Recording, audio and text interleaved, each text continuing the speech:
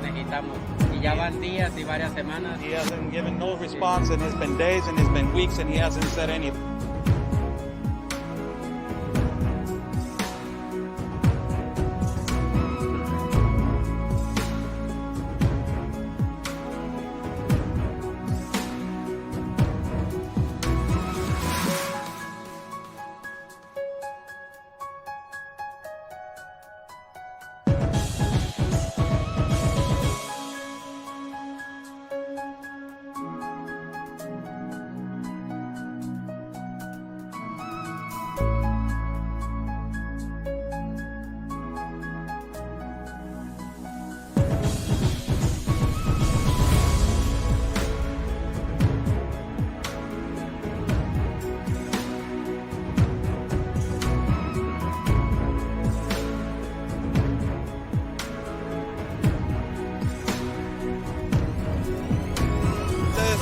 Y espero logren su objetivo de la justicia a su país. Luchen por su país. Say the best. Sacrifice for your country. Están bloqueando el acceso.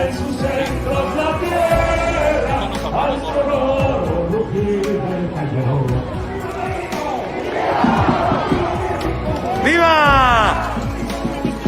Porque la Policía Federal o la autoridad nos está deteniendo el acceso y nos está deteniendo el paso para poder cruzar hacia el Zócalo, señores.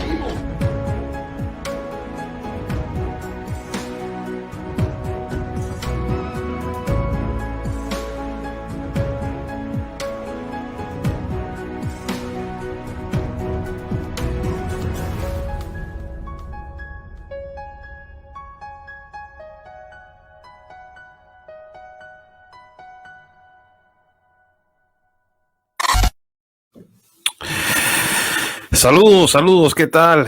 Muy buenos días. How's everybody doing? Good morning. Good morning to everybody. Share this video so we can start. Share this video so we can, oh, the stand for the mic.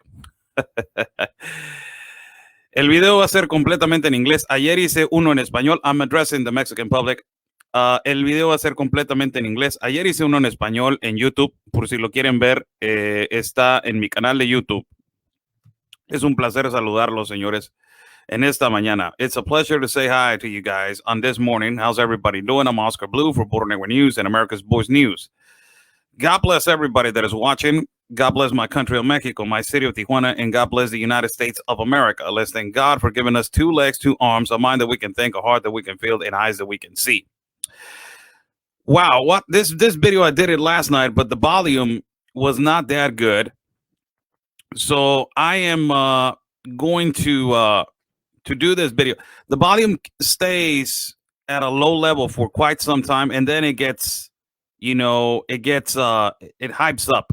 So I'll try to do the best that I can for this interview. First and foremost, I would like to say that for all the U.S. citizens or the Tijuana citizens that are listening to me, or just for information for everybody that is watching. Today is vaccination day in our city of Tijuana. The traffic, it is horrible, man.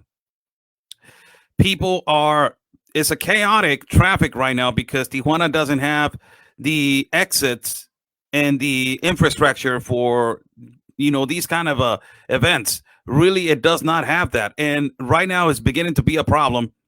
And it is going to be a problem the whole day. Vaccination day is going to be the whole day in our city of Tijuana until I think 5 or 6 o'clock.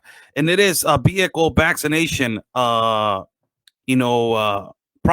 You go on the vehicle, they vaccinate yourself, and then you're gone. A lot of people are criticizing the fact that people are actually, considering the vaccine. That I'm not getting into. You should get it or you should not get it. It is your life. You decide whether you want it or whether you don't want it.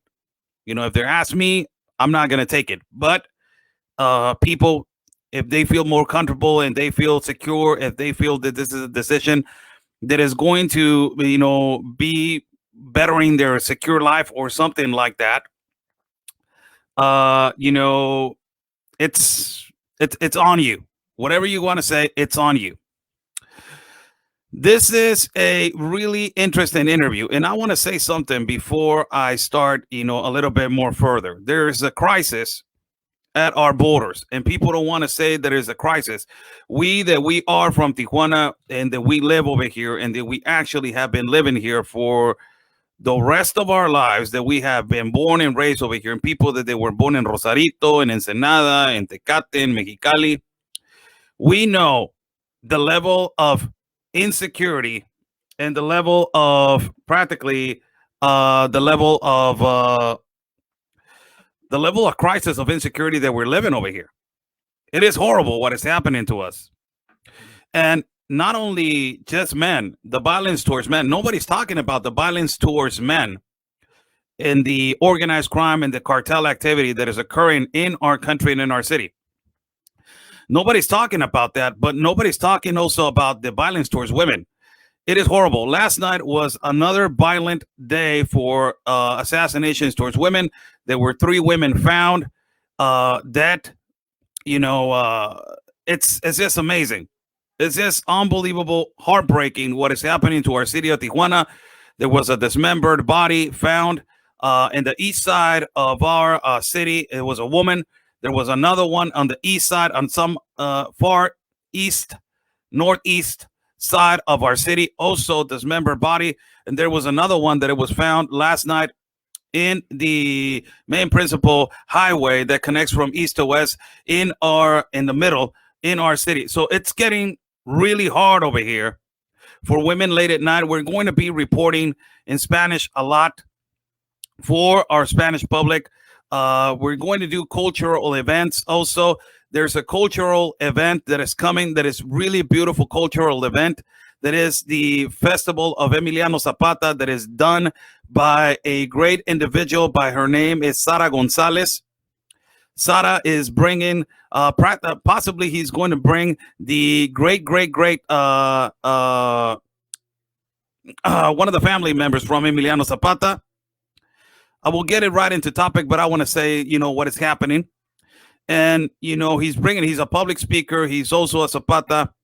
And he's going to speak about, the culture of Zapata. We're going to get into that. Also, there's a lot of plans to help indigenous people in down south of Mexico. And, this festival is going to be beautiful. We're going to be showing it to you. Also, we're going to be going. There's music. There's paintings. There's a lot of culture, man, in this festival. The Festival Emiliano Zapata is, I don't know if it's going to be done in Rosarito. I'm going to be meeting probably, the organizer in this week. And I have been, not going to a meeting with her, but, possibly we're going to meet this week. And it's going to be beautiful. The culture needs to grow. This is the only way that we can overcome this, man, by bringing culture to our citizens.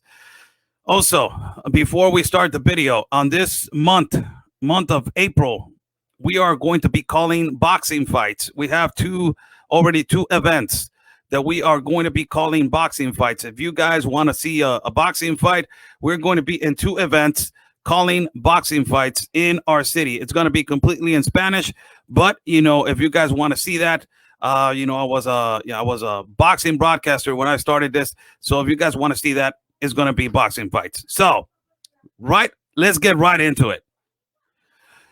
Today, the convention center in the United States of America, right here in San Diego, is receiving today unaccompanied minors and also migrants in the convention center.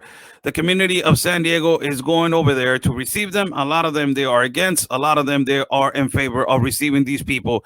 That they are, it's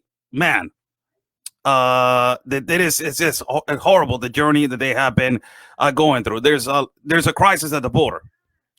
The people in the United States government right now, in the current administration, they need to understand this a challenge. Es un reto tratar de arreglar, es un reto de tratar de componer, es un reto de tratar de ayudar. We understand what a challenge is.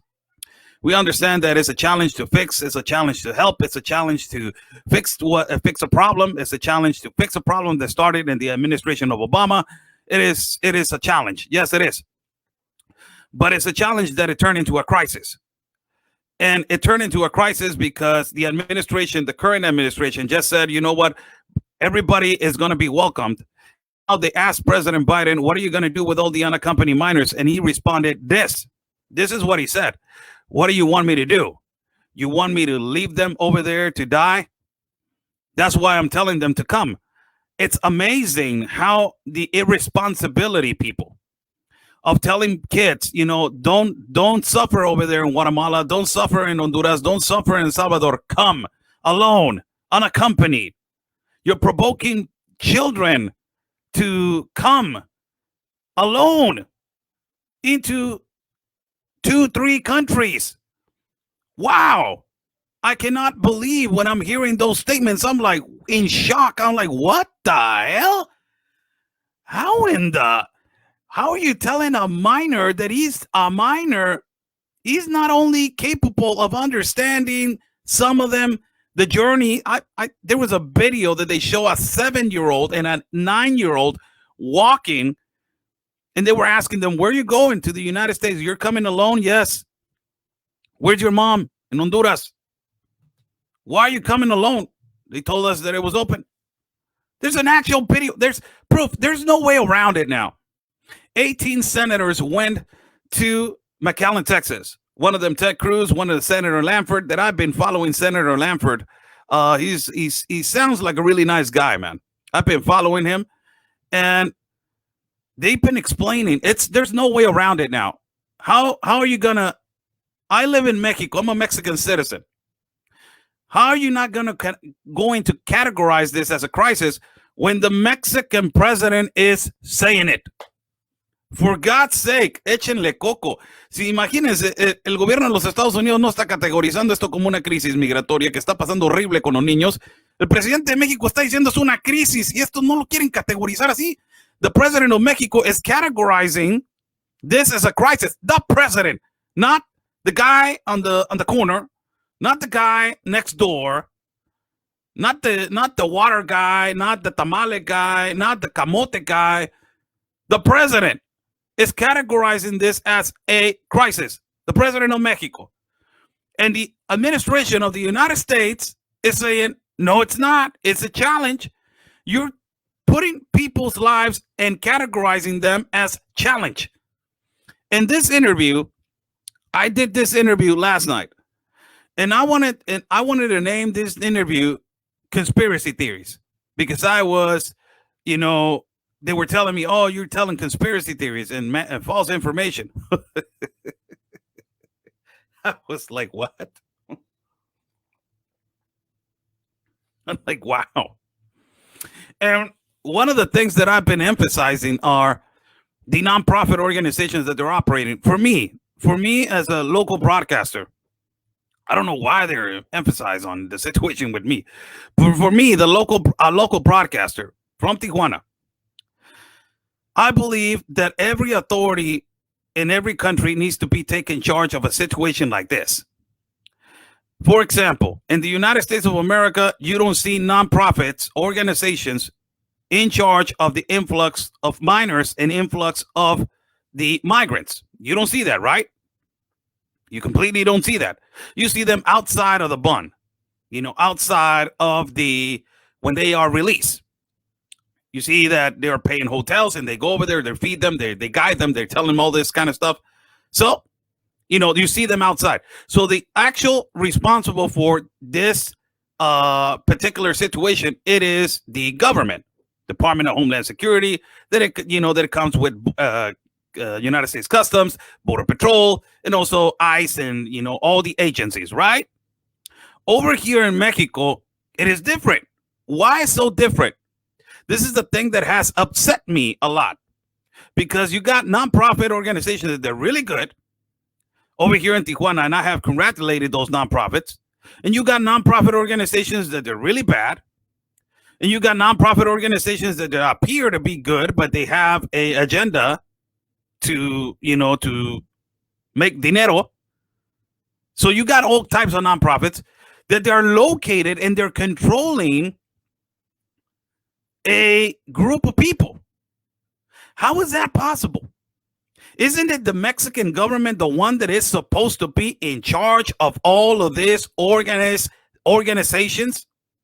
Isn't it the Mexican government that is supposed to say, what are you doing over here? What are you? Where are you? What's your name? My name is John. Where are you from? I'm from the United States of America. What are you doing over here? I am an activist and I'm come here to help. Let me see your credential. Let me see if you're qualified to enter. And what is your purpose to come over here? Let me see this.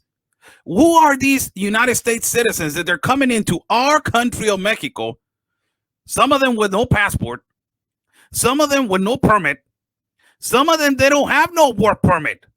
Some of them, they're staying over here with no visa. What is going on? Why is it okay to be legal in the United States of America, in the Department of Homeland Security and the government of the United States of America saying you have to have this, you have to have that, this is your process to migrate, this is your process to if you committed a crime, this is that. But it's okay for these activists to come over here to our country whenever they want to. Give me a logical explanation. Where is the logic right there? Is it fair? As a Mexican, is it fair? Is it really fair? And they're complaining about all back and forth, COVID. They're coming back and forth in this COVID. Who is controlling that? That is my absolute, the absolute irregularity that I consider that it needs to be controlled. These nonprofits, and they need to be filtered, and they need to be audited consistently of what they're doing. We have been talking to politicians over here in our city of Tijuana that we have created a good relationship from the political party of Morena and also from the political party of PAN that we have in a political party of El Partido de Baja California, the PBC. We have been talking to diputados and also Congress people that they are right here in Tijuana. And, and we have been discussing, and this is the number one topic. I have been telling them, hey, you know what? This is happening, man. Look what is happening. Like, what's going on? Who's going to control this? Why are these people around, like, don't care? Like, I'm just over here and I do whatever the hell I want. And then not only that, people that they're not agreeing with what we are saying, get them the hell out. Like, who are you to put conditions in a foreign country? Like, what the hell is going on, really? Is this logical? Article 33 of the Constitution en la maceta, paz, les aplica a todos. Right in the face, Article 33 of the Constitution.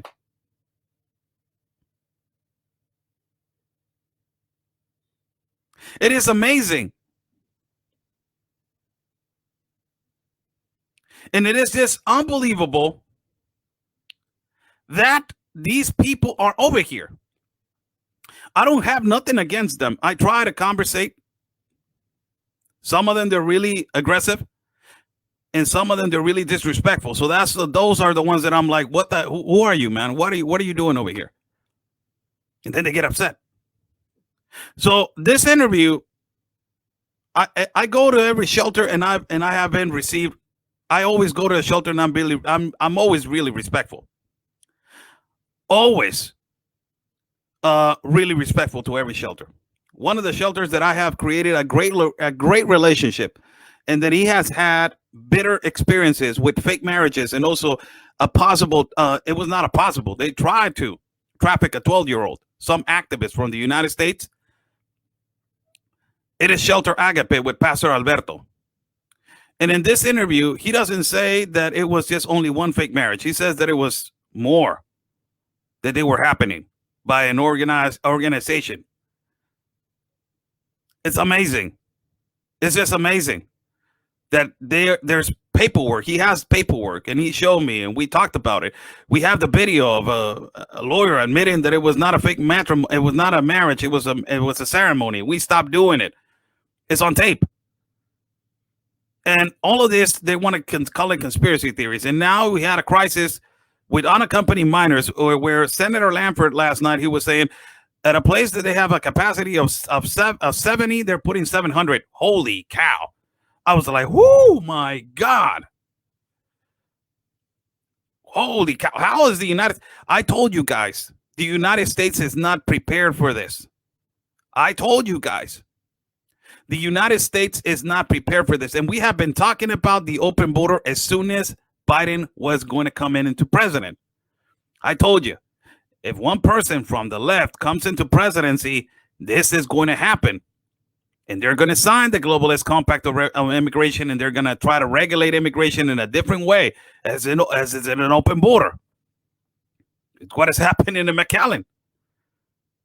And practically the pastor right here in this video explains why people are migrating through different spots. And the reason why they're migrating to different spots is because of the levels of the city, and they go by code. In Mexico, we go by a code like it's a stoplight, red, yellow, and green. You add orange to the color. But right now, Matamoros, Tamaulipas, y Reynosa, they are in green of terms to COVID. So green means they're free. We still have to wear the mask, though. This is the interview right here. As I'm going to put it on the screen. Is a really interested interview. As soon as the volume gets up, I will leave it right there. And if I have to pause to elaborate, I will pause. But I don't think that I'm going to be able to pause because the interview tells it by itself. I'm possibly going to pause when he talks about the fake marriages. And also, not only that, the fake matrimonies and, and the trafficking and these activists. This is a pastor that has been receiving people consistently from Central America for 3 years. He is a great man. Also, Juventudos Mil, Don Chema, he's a great man. Also, the pastor of Little Haiti, he's a great man. And his wife is a phenomenal lady. These are great people that they have been helping, migrants. And let us press play right here so you guys can understand the interview and what he says. How's everybody doing? Oscar Blue right here for Border Network News and America's Voice News. We're live at Shelter-AGAPE with, our friend, Pastor Alberto. Pastor, thank you so much again for giving me the moment of the day. Oh, sure. Well, we're here at the shelter, and we're here to serve, and thank you for coming, Oscar.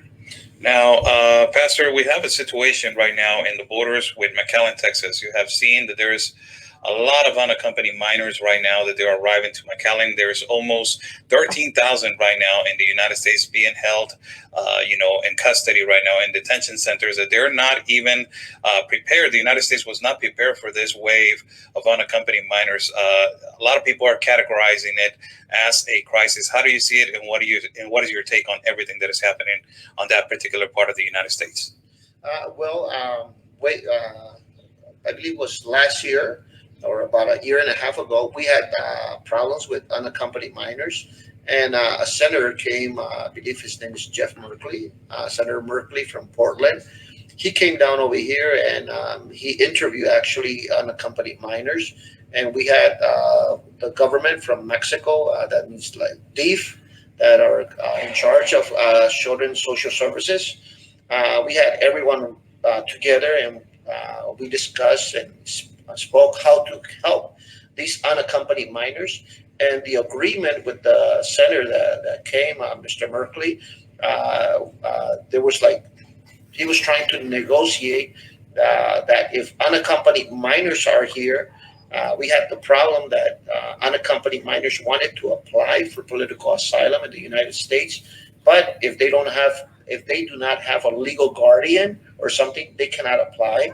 So we were negotiating, and the agreement that we reached or tried to reach is, okay, if unaccompanied minors are here in Mexico, the legal guardian of those minors are actually La Procuraduría Federal para el Niño. That means like DIF, federal DIF, Federal Children's Social Services. They should be the legal guardians of these kids, and these kids should come to the Department of Federal Social Services or the state DIF, Social Services for Children, to protect these children.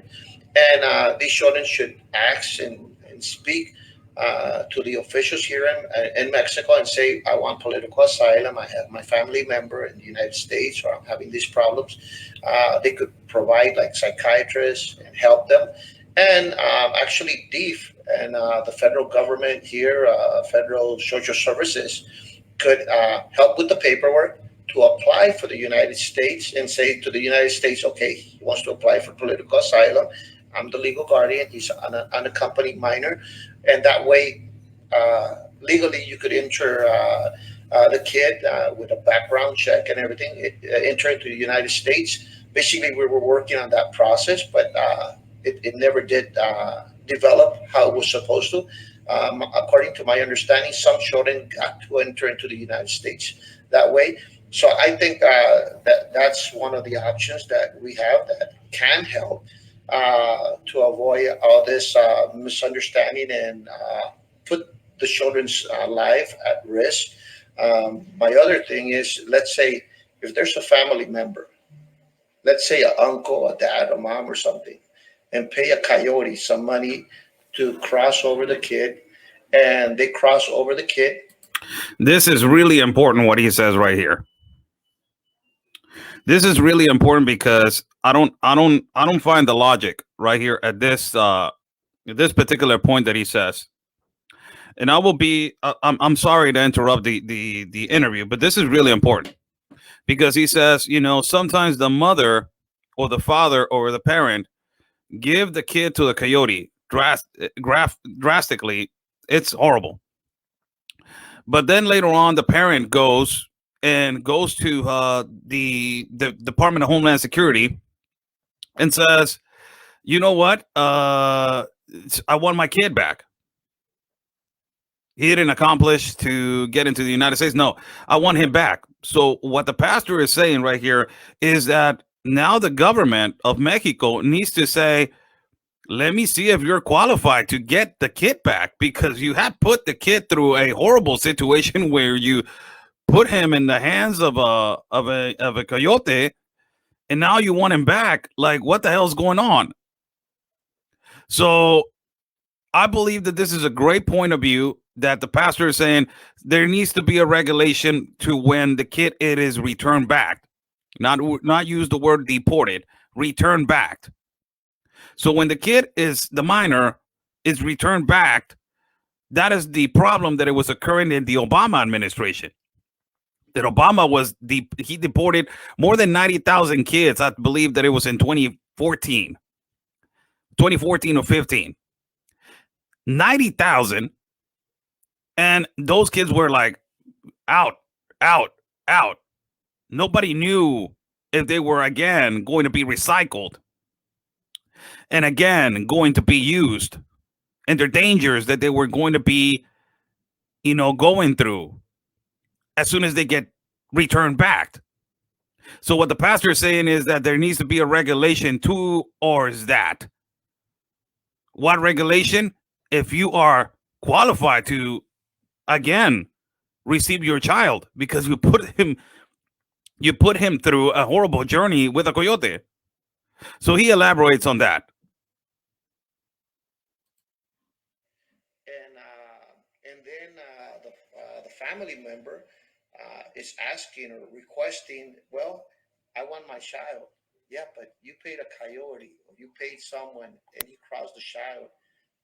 You're as the legal guardian, or you as the person that wants to request that child, wait a minute, I don't think you qualify to receive that child, because you're the person that put the kid's life in danger. Exactly. Okay, how can I pay somebody to cross my child or cross an unaccompanied minor with a coyote, putting his life in risk, jumping him over, and then just leave him just like that, and then me call the authorities and say, I want to have custody of that child. Wait a minute, I'm the one that placed that child in danger. Exactly. So it's very, I question if the person is qualified to really protect that child.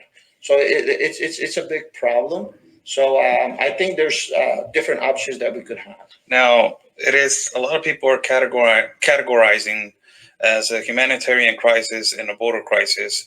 How do you see it, Pastor, right now at this moment where, you see now thousands of people, going into it. It is worse than it was in 2018, 2019, 2020.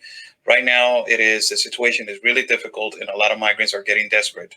How do you categorize this situation right now that is occurring in our borders? Well, actually, everyone got confused of the procedure, what was happening with the Biden administration. I have always fought for immigrants' rights and to help immigrants and try to do it in a safe way, not putting no one's life in danger. Everyone got confused. I went down, let's say here in the Chaparral, where the campsite is at, close to the San Diego border, right there, right by the border. And actually, I got to see families, children, and everything, and they were coming to me and saying, "Wait a minute, we're staying here, and we don't have a place to sleep, and we're staying here on the street, and it's cold. We need blankets. We need a tent or something." And actually, being honest and everything, I saw little babies and little kids, and 5, 6 kids, and a single mom. And, I invited them to come to our shelter, but they were thinking that the border was going to be open. And they said, "No, we want to stay here, and we're staying here." And I felt so bad. I started giving them tents and blankets so that they could stay there. Actually, personally, Agape gave about 75 tents. Wow. For the people that are there, for immigrants with their family. So it doesn't matter what you think, if you're pro or against or something, but you have to feed these people. Not Yes. only feed these people, but also make sure that COVID it's out. Exactly. And if they're out on the cold and everything, they could catch easily a cold, or Exactly. they could, get sick, and then they could get infected or something.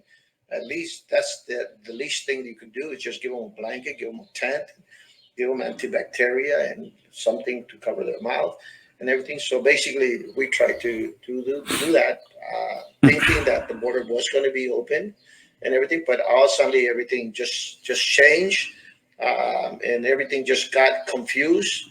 Like right now, according what I understand, is that okay? They're saying don't come to the border. That's my next question. Now, I'm going to pause right there. He says a word that it is applicable to what is happening right now.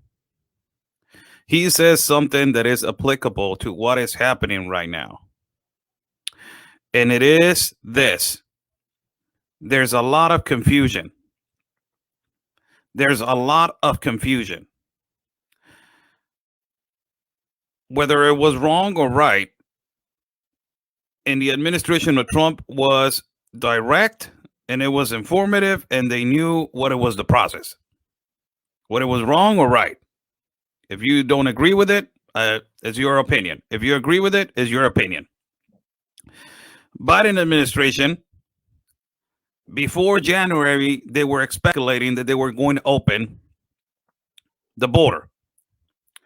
Biden administration said there's no coyotes, and that is a lie, that there's trafficking. Biden administration said that there was they were going to open the border with 125,000 people that were going to let in by the quantities of 300. That was the Biden administration. Now they saw the problem, and they're seeing the problem, and they're like, whoa, hold on a minute. This is a problem. Close it down. They said, no, don't come right now. Stay home. Stay in your cities. You already provoked something. The people think that you are going to open it. It's on Camp Hope. There's people that they're thinking right now, unfortunately, that the only people that they're letting in into the United States of America are children. Thanks to everything that has been happening. To say, children, come over here. I'm not going to let you die. That's the word that, I'm quoting this. I'm not going to let you die on your country. Come. Holy cow, a minor come from Central America. Holy cow, through Mexico, through cartels, organized crime, trafficking. Holy cow. And you're saying that come. And not only that, the majority of the people that they're entering, yes, there's a lot of 13,000. Now you got people in all the camps thinking, you know, the only people that they're letting in are children. And then you got other people that they're thinking, oh, you know what, there's priorities and they're prioritizing this and not giving us, and we're here, you know, standing waiting. The word confusion is just more, it's assimilate to what is happening right now. It assimilates to what is happening right now. Everybody's confused because nobody from the United States has come out and said, this is how we are going to do it. We're going to do it on the internet. Believe me, people, all of the migrants that they are right now in Camp Hope, all of them want to do the process legally. All of them. They want to do everything legally. They want to do everything documented legally, and they want to do it peacefully. But because nobody's coming out, desperation comes. And they feel lied to. And they feel desperate. Like, what the hell? You told us we're right here. Nobody has come out. You got nonprofits that they're going over there and like, oh, you know, this is going to be, we're going to help you. All right.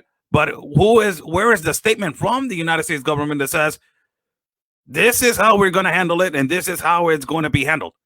Nobody. There's no one. So there creates confusion. And there's the hope, you know, the hope matter that it's going to happen. It's going to happen. It's going to happen. And hopefully it will happen. But right now in the Inter, in the matter of those two situations, there's confusion. And then it goes on the interview and he says this. What is the feeling of the migrants? Because I have been coming here, Pastor, for almost 3 years with you. I have always been respectful to your shelter, and we have a good relationship, friend relationship. In my understanding, it was that the current administration was going to open the borders as in quantities of 300 per day. And now all of a sudden they change their mind and they see the enormous problem that is, you know, on the other side, that there's people waiting for a better life to the United States of America. What is the feeling right now of the migrants, and what are the feeling of you, you know, because you absorb all of the feelings of every single person that comes to your shelter. It drastically changed to, no, right now we're gonna, you know, stay in your country, stay in your city. What is the feeling right now? Well, right now we are still like in a state of confusion, because on one side they say, okay, don't come to the border or something, but the port of entry has always been walking through the border, and so that has not changed. No one has said officially from now on, nobody be at the border, because all the procedure for you to enter into the border is going to be via internet. If you enter into the internet, we're going to give you your appointment so you could walk through the border. We send you a document, and then you could just show the CBP agent the document that says you have an appointment, and they allow you to go and apply for political asylum. There's no official notice that that's the way that it's going to be. So everyone's still confused, and they're saying, okay, well, they're saying don't come to the border, and every family that will cross, that they're saying that will cross, are going to be sent back. But they're not saying, okay, well, how about the people that are camping? And they're saying, I want to do the process legally. I want to do it appropriately. I want to do it according to the law. That's why I'm camping. Exactly. I'm waiting for the border to be open so I could cross and apply. But that's the problem, Pastor, that there has been no, you know, governmental person in charge, of no official from the United States of America coming out and saying, this is the process. Don't wait over here. Go to a shelter. Don't suffer right here. You know, weather conditions. Yesterday was raining right here. I can't even imagine what they were going through right there. You know, nobody has had the responsibility to come out and tell them, hey, you know what, this is the process. Well, basically, that's what creates more people to come and camp and being by the boat. Thank you so much, Pastor. There's no process. Then there's other kind of news that, okay, if you go through another border, what they're saying, okay, it just depends according to the COVID code. If you're in code red, okay, we're not allowing you to cross over. But if it's on green or something else in another state, okay, you could cross over. Like, I do not know, like McAllen, Texas right now, if they're on green or something. But a lot of people are saying, well, the code is different from California. If we go to McAllen, Texas, we go there, we cross. Well, we could cross legally. And even though we jump, we just say a political asylum. And that's how we could enter. So all these people are just confused and they just hear the news and everyone wants to just head out that way because the code has changed over there. And that's how they could enter, even though they jump. And then they say, we want to apply for a political asylum. But basically right now, according to what I have heard, they're just preparing the system. They don't have the system ready. But it looks like it's going to be computerized. Everything's going to be through the internet, but they need to say it officially, okay, in the future or when you're going to start entering, it's going to be via internet. We're going to put a web page. You enter there. That's how you're going to have your appointment. And that's the only way that it's going to be done. If you jump, if you're jumping, you're going to be sent back.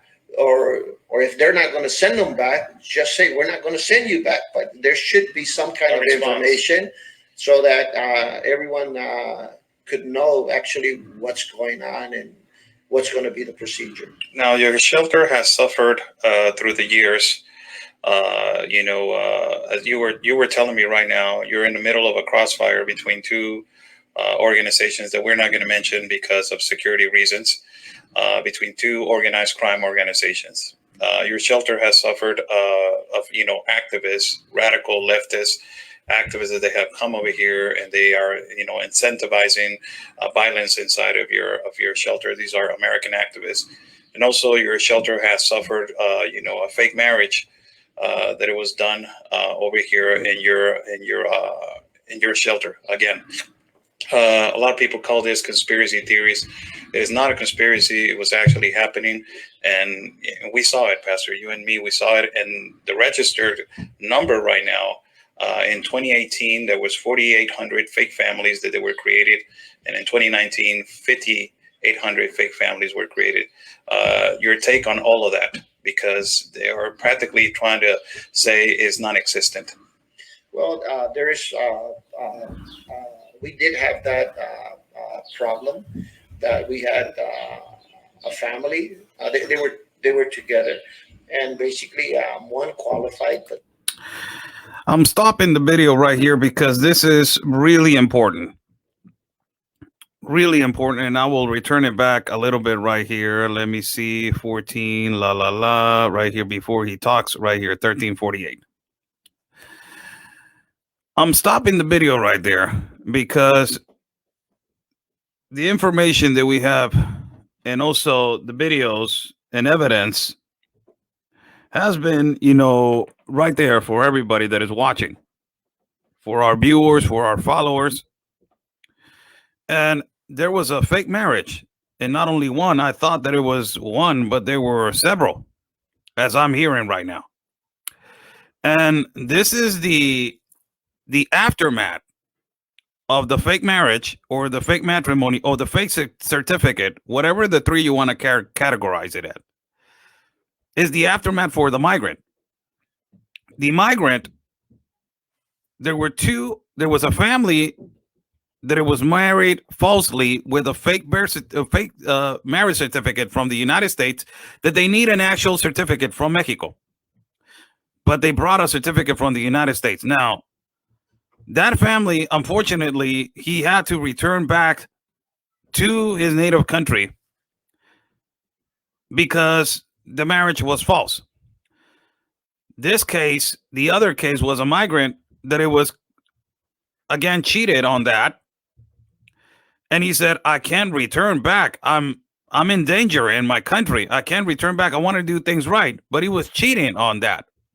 There's actual video. We have the video. We have it saved about, that day that we talked to the migrants, and also the video that we have on the paperwork and everything. It's actually saved for evidence. But this is important because this is what somebody needs to regulate these nonprofit organizations in our country of Mexico. Somebody needs to regulate. The board of lawyers right here needs to regulate these people. And this is our complete approach. Like, are we going to do things right, or are we going to do whatever the hell they want? I believe that it's time to, if this is actually now not a business, but it's actually now well, how can I say it, man? If it is not a business, because I don't think that a lot of nonprofits manage themselves, but I don't know how to say it. But if it's going to be continuing and it's going to be happening on a daily basis, well, there needs to be somebody that regulates these people and to see what they're doing. And here is an explanation of what happened with those marriages. Or practically trying to say is non-existent. Well, we did have that problem that we had a family. They were together, and basically one qualified, but the other one did not qualify, and someone married them, but it wasn't legal because for you to marry someone in Mexican territory, you have to go to the civil department, and that's where you go get married, and you get a stamp and you get a certificate that you got married here in Mexico. But it was someone from the United States that came and married them, and gave them some kind of document, but from the United States. But the person wasn't in the United States when allegedly they got married. Wow. And the person had to have a certificate that they got married here. And then the immigrant found out that things like this have happened in the past. And, wow. And the authorities in the United States found out that this was happening, and some of the families that they married, but illegally, because they did not have no right to marry in Mexican territory. It was not only just one time. It was, sometimes or several times. So this family, yes. Wow. So what happened with this family is that their friends got sent back to their country, and their life was in threat. Wow. So when he found out, wait a minute, they married me, but they also married another family that entered the United States, and the United States found out. Bad. And they send them back to their country. Now their life is being threatened. Wait a minute, my life is being threatened too, and everything. So actually they filed a complaint with the Mexican government and saying somebody married me falsely. Wow. And they reported that also to the United States and say, actually, we've been living together. We've been planning to get married together and everything, and we want to do everything correctly. We want to do everything according to the law. But when it comes out to paperwork, certificate to prove that we're married, wait a minute, the document states from the United States. But how can I get married in the United States when I'm still in Mexico? So that's not illegal. They needed a document stating that they were married here in Mexico from the civil department here in Mexico. So that's why he filed a police complaint here in Mexico and reported this into the United States and said, I want you guys in the United States to know that I want to do things legally. And my friend got sent back. I don't want to get sent back. Wow. My life is going to be in danger if I get sent back. So we suffer something like that. That happened way back. And so look at this. I will pause the video and then I will move on to the next topic. So not only this fake marriage provoked this person to get returned back to their country, but they got returned back to the country that they were escaping from violence and insecurity. So now this fake marriage, what it provoked is that put the life at danger of this migrant again. So The family was running away from violence and from insecurity. Awful.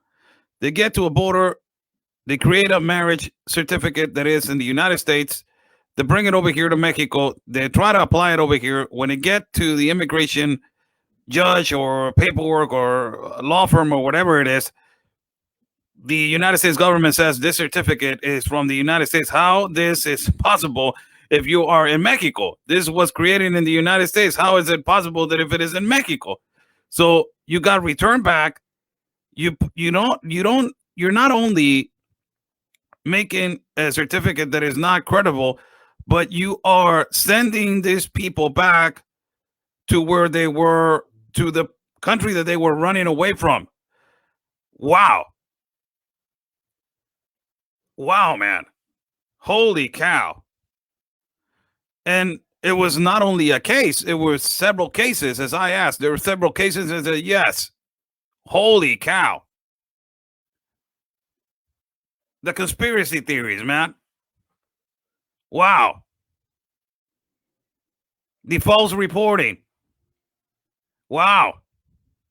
And then I go and ask something about a bitter experience that they had with some activist from the United States of America in his shelter. And he is really clear about that. And this situation with the activists was all over the place, all over mainstream media over here.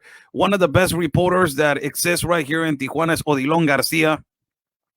He's a fantastic guy, really a fantastic guy. Odilon Garcia is a great reporter. He has been reporter for years, man. I know the guy. And Odilon Garcia, he did an interview with him, and they put the images of the activists, and he went on an interview with Odilon Garcia. This really happened. And they're trying to make you understand that, no, it didn't. It's not happening over here. That no. Hold on. Brush that away. That was a mistake. Oh, my God. That was a mistake. And, that never happened. Like, oh, my God. It's so uneducated. That never happened. But this actually is, oh, yeah, that's no evidence. That's no credible evidence. Like, there's people in the car. That's no credible evidence. That's just people in the car. So this is what actually happened with a situation of a minor that it was kidnapped. Wow, that's the word that the pastor uses, kidnapped. It's amazing. An activist from the United States of America. And there's actual video where the pastor goes and confronts the activist. They take the kid away from them. The minor is taken to DIF, that is the minor social services. The kid manages to escape. He crosses to the United States of America. Well, it was a complete, man, it was a holy cow, like a movie. Listen to this story. Because oh my God, conspiracy theorists. Listen to this. There was another event where, some activists came over here and they tried to take away a 12-year-old. That was an event that, you courageously went over there and confronted them and told them, why you're taking away this minor, this 12-year-old. This, I say it, Pastor, because this, a lot of these activists come over here and they instigate, problems. But there's a lot of nonprofit organizations that they're really good. They're really good, that they help a lot. What is your take on that experience? Well, we had a bitter experience. We had to actually chase the person that was taking the kid without permission. This was an American citizen, right? A U.S. citizen, and there were different people also from other countries and also from here, from Mexico, that was together with him. And at the end, the police came and took the kid. And at the end, Mexican Social Services (DIF) took possession of the kid. They spoke down to the Guatemalan embassy to notify that they had that unaccompanied minor, and they put him at the YMCA here. Yeah. And from there, the kid had some problems, so They took him down to social services, and the kid had some other problems. And one way or another, the kid escaped. And when the kid escaped, some activists helped them cross into the United States and the immigrant. The kid. Hold on a minute. Some activists helped them cross to the United States. Hold on a minute. A minor helped by activists from the United States crossed it. What? Oh. Conspiracy theorists. Wow. Wow.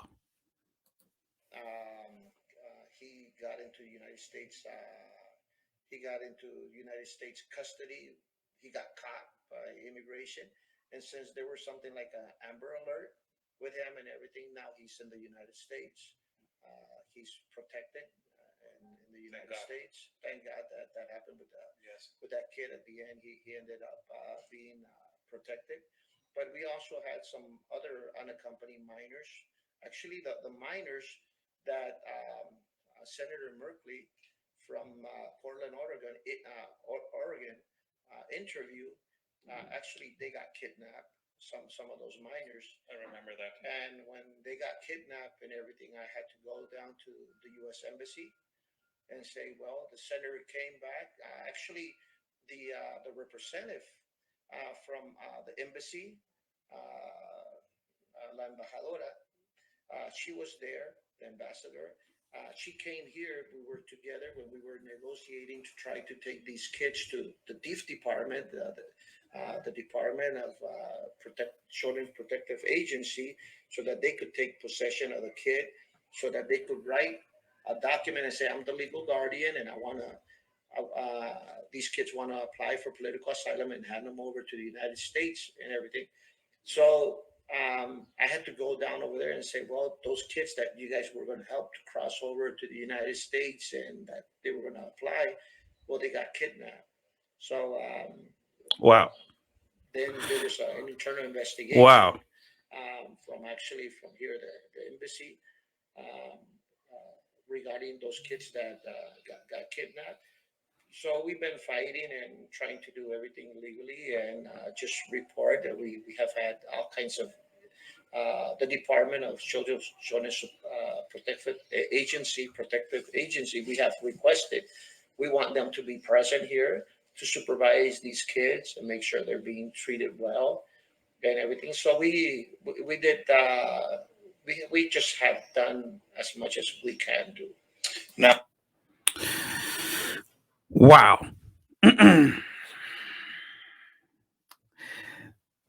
Hijo de la.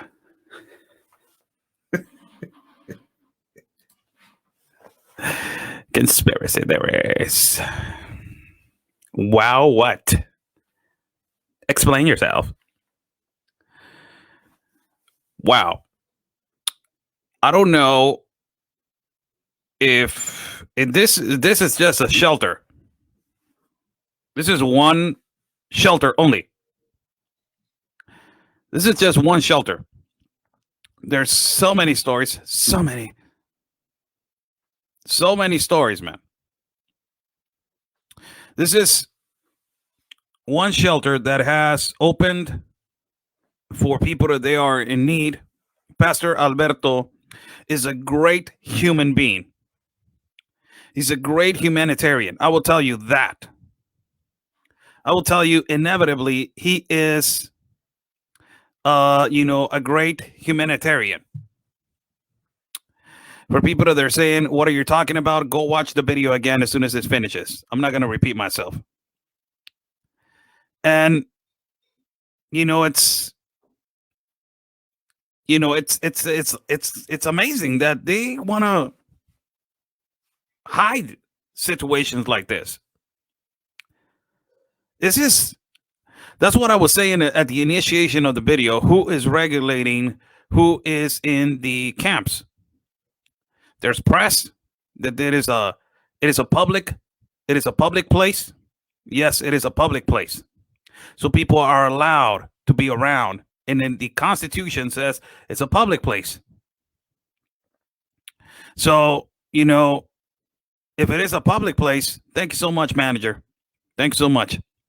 If it is a public place, you know, if it is a public place, you can record.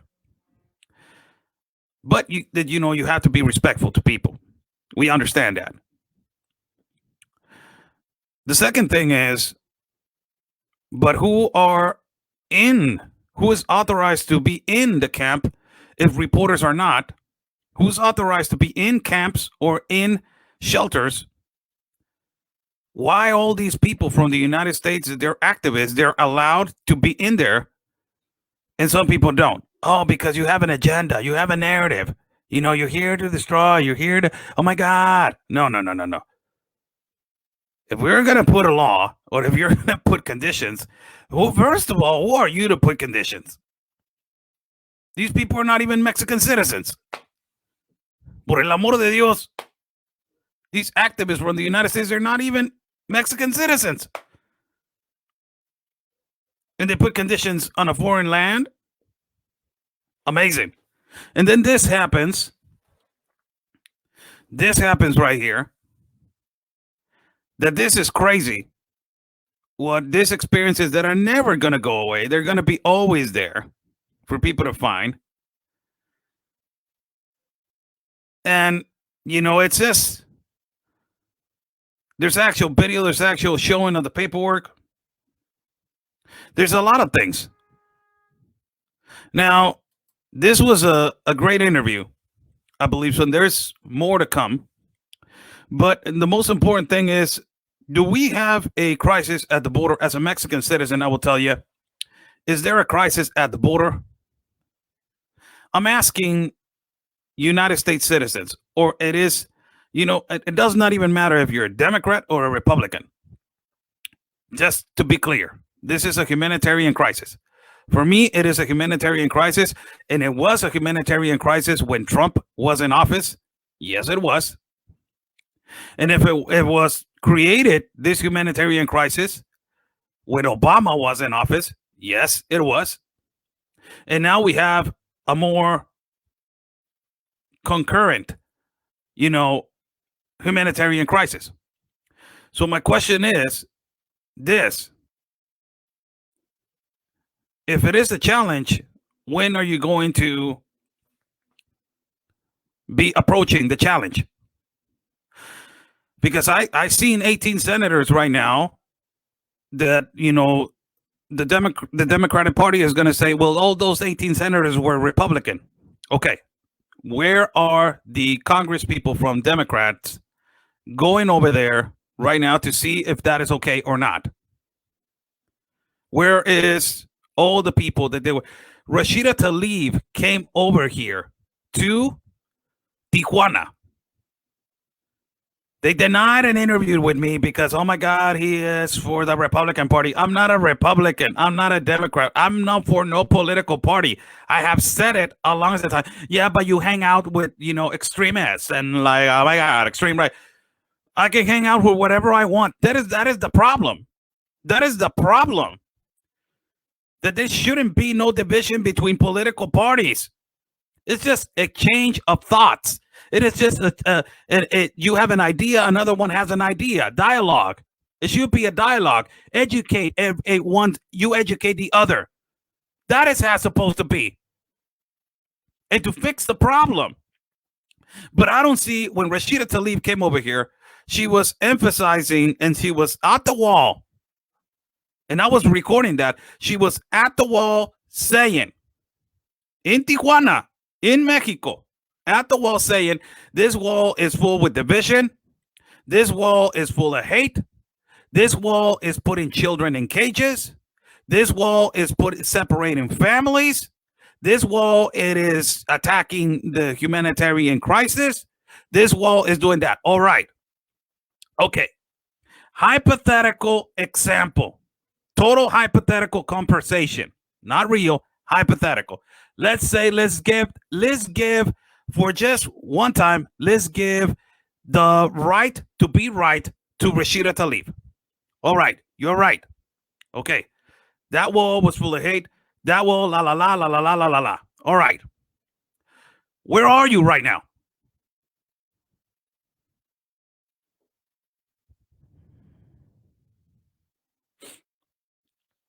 Where is all that anger? Where is it?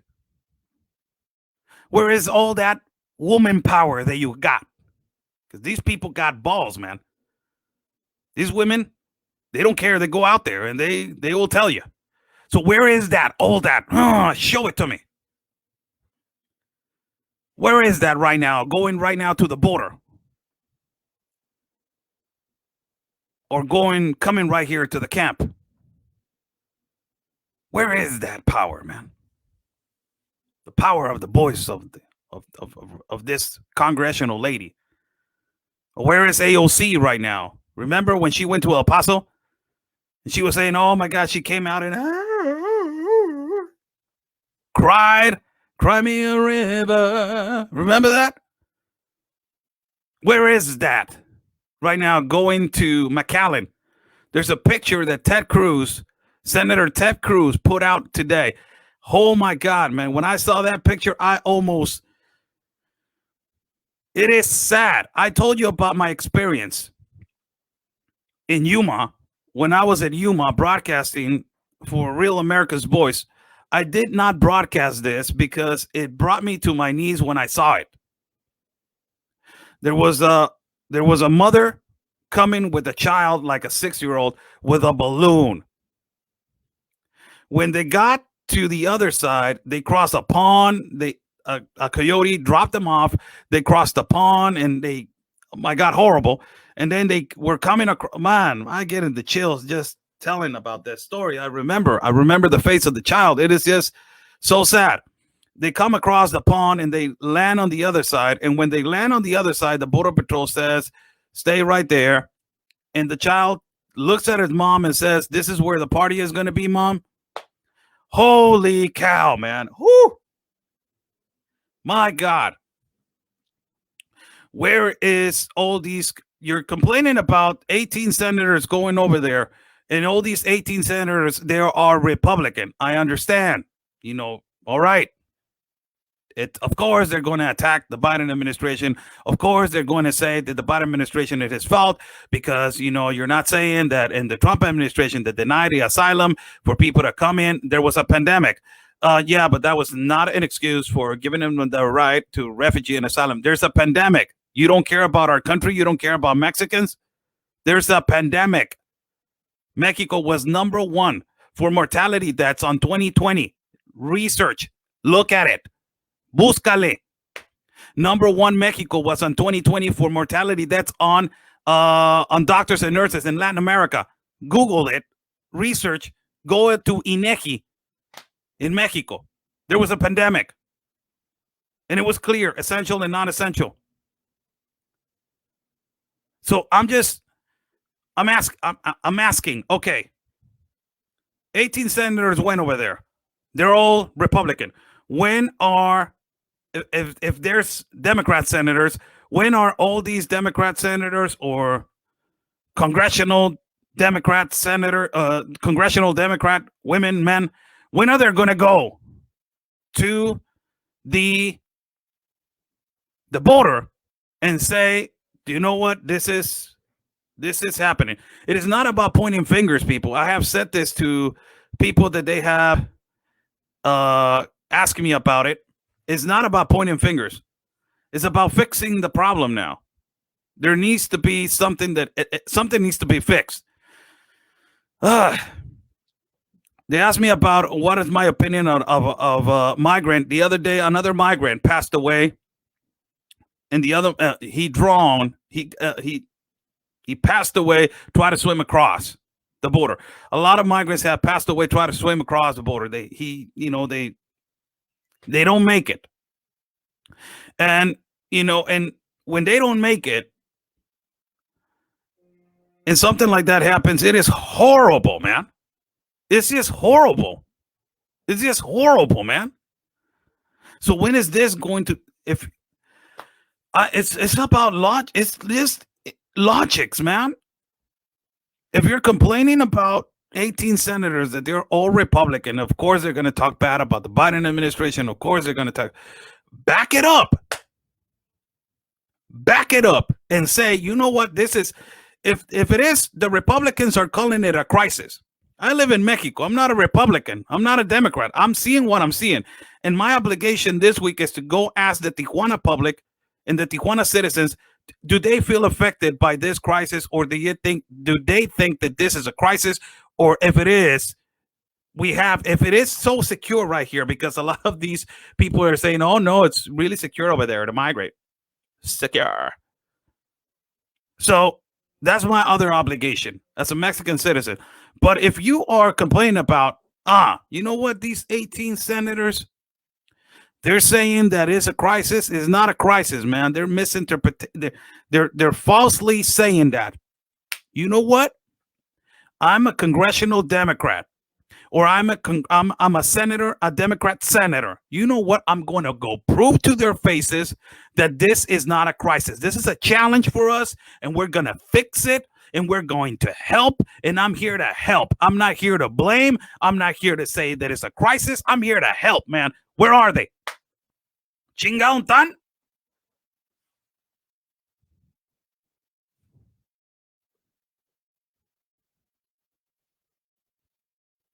¿Dónde están?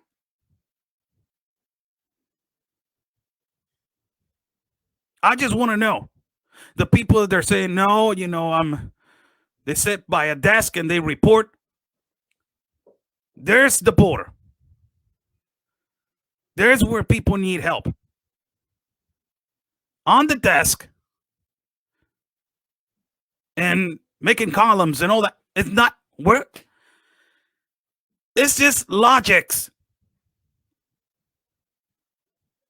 It's just logics, and the repercussions that it's this is the repercussions of all this situation is a lot.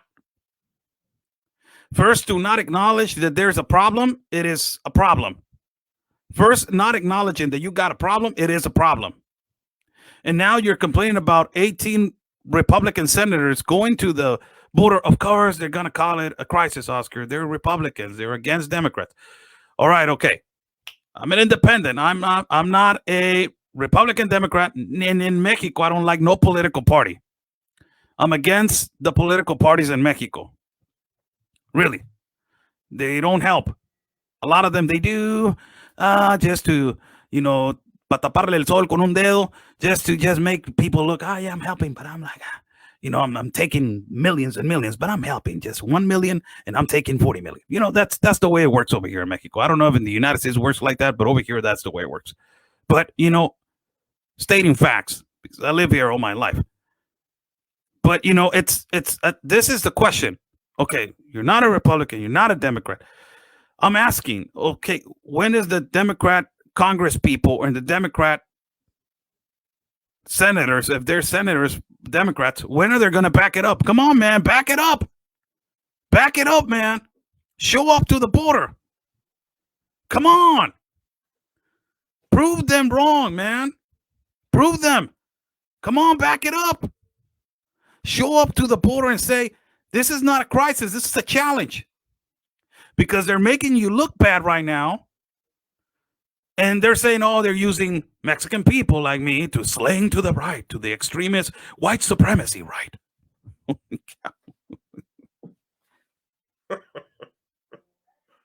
Oh, my God. That's the problem. A brown Mexican, 5'8", and I'm acknowledging a little bit more, 5'8" taller, 5'6", 7.5. And this is slang to the extremist right. Holy cow, I'm not even a right wing, man. I'm not even a left wing. Who cares about left and right? I just want to. There's a problem. Come on, man. We're all these people. Bring it. Brown supremacist. Somebody said this right here. That's so funny. It's that they're challenging. It is sometimes I see right now there is I see that there's a provocation right here. And I'll be honest with you. By 18 senators going over there to show what is happening at the border, it is provoking to the Biden administration to respond. It is a strategy. It is a tactic. So you send 18 senators over there. All of the 18 are showing what is really happening. And it is a tactic for the Biden administration to respond and to make them look bad, really. It's obvious. But, you know, it's time for the Biden administration to respond. Who is going to respond? Who is going to go over there? Who is going to say, all right, it's a lie. Right here, I'm standing right here. I am a Democrat congressional person. I'm standing right here at Rio Grande. I'm standing right here at the border connected to Tamaulipas. It is a lie. Right here, they are coming through that part. There's no kids. There's no people. There's nothing going on. This is la, la, la. Who is going over there? Because they're making you look bad right now, man.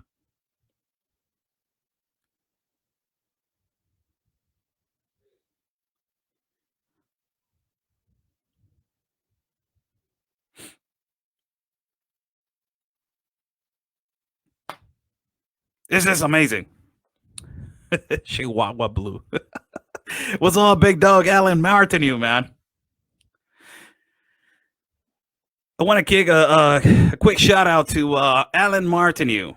You know, a lot of people when I visit the United States, they approach me and they say, "Hey, can I take a picture with you?" I'm like, well, I'm not a celebrity, man. I'm not just a guy with a camera. And it was really nice to meet one of our followers in Yuma, and we had a really good time talking to him, man. It was really nice to know you, Alan.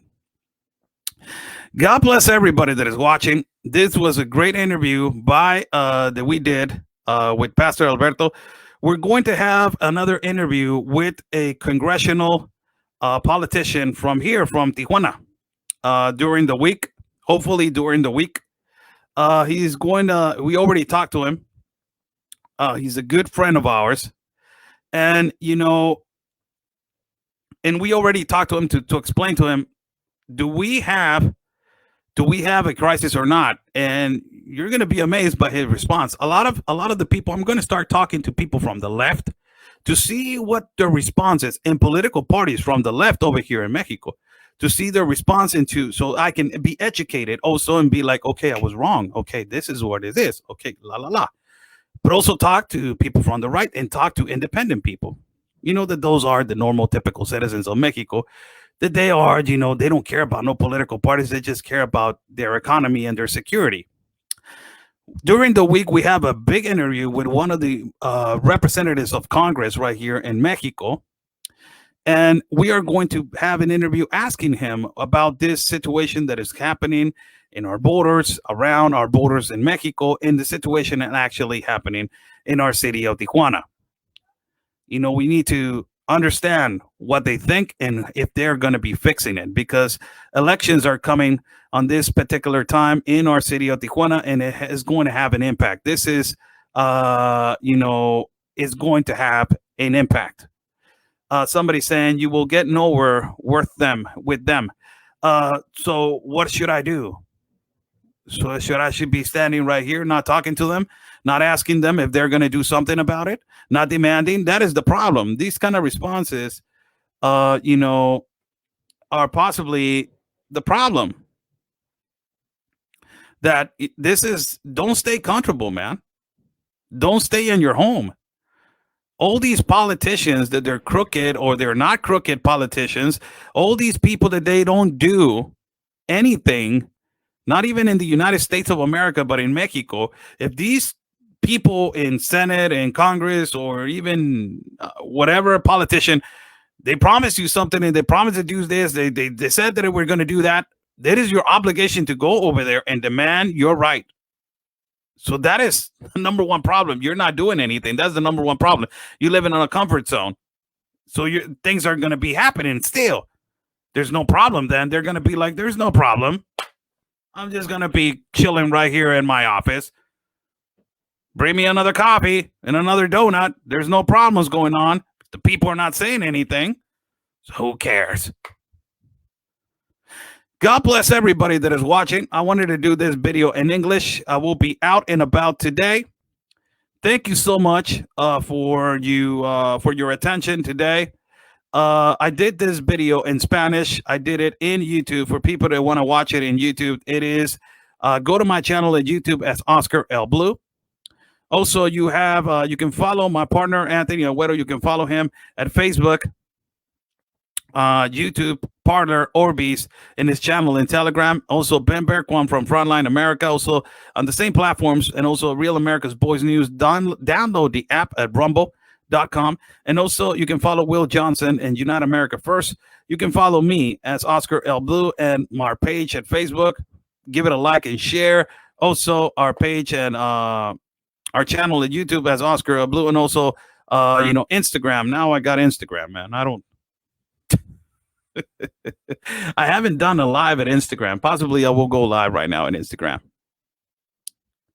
I will go live right now, possibly on Instagram, to say hello to people on Instagram.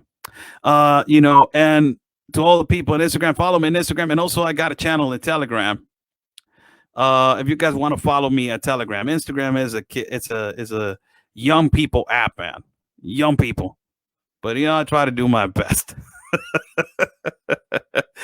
God bless you all. Don't forget, we will be walking on the streets of Tijuana the whole week asking about the situation to Mexican citizens. It's going to be a bilingual broadcast. This is going to be a bilingual broadcast for everybody that is watching. I'm going to be going to neighborhoods and rough neighborhoods in our city, starting slow, starting from neighborhoods, good neighborhoods, and then going to rough until you get to the particular part where everything is happening. So I'm going to be asking people in neighborhoods and families, do you feel secure in Tijuana? Is there a problem with security in Tijuana? Do you think that we got an immigration problem in Tijuana? Do you think that this is going to be fixed? It's really important to get the opinion of the citizen. Not only that, on this month of April coming up, si Dios quiere, primero Dios, first things God, we are going to have two boxing events. We're going to be calling two fights, two events of boxing. We're going to be calling two events. It's going to be important for everybody that likes boxing. I will be broadcasting in Spanish the boxing fights. I have said this in the past, in 2019 or 2020, I believe, so that we were going to start on 2021 calling fights, and now it is actually going to be happening. So people want to listen to me calling a fight in Spanish. Vámonos de frontera a frontera, de esquina a esquina, de corazón a corazón. Señores, estamos transmitiendo desde la frontera más visitada del mundo, desde Tijuana, Baja California, señores, con En la Arena de Tijuana, Baja California. So we are going to be broadcasting fights in Spanish for everybody that is watching. So if you guys want to like that, if you guys want to watch that, we're going to be doing that. We're going to be calling fights in the next month of April. We're going to have one special guest. One of them,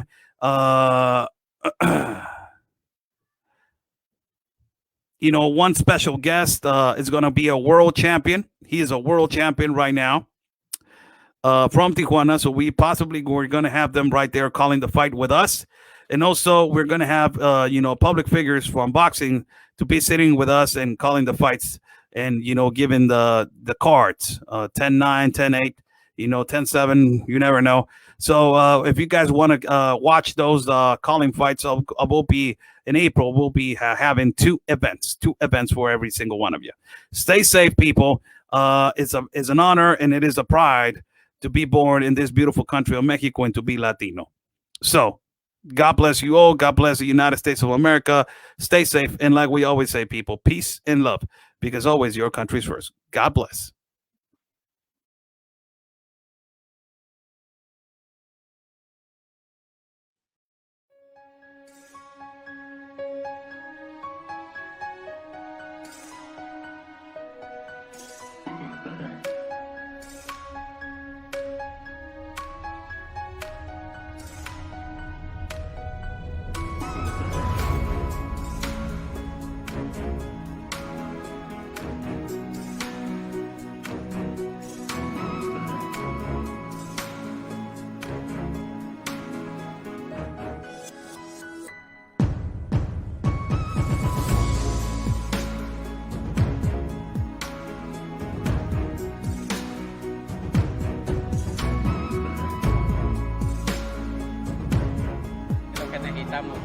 van días y varias semanas. He hasn't given no response, and it's been days and it's been weeks, and he hasn't said anything.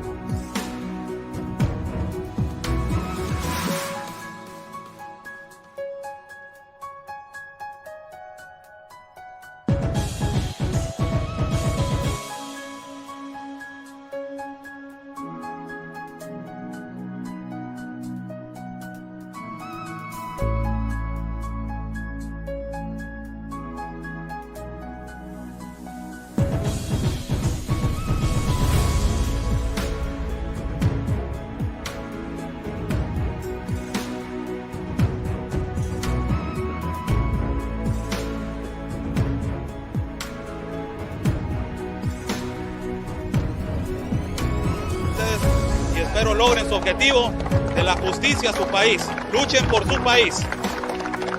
Say the best, basically fight for your country. Están bloqueando el acceso.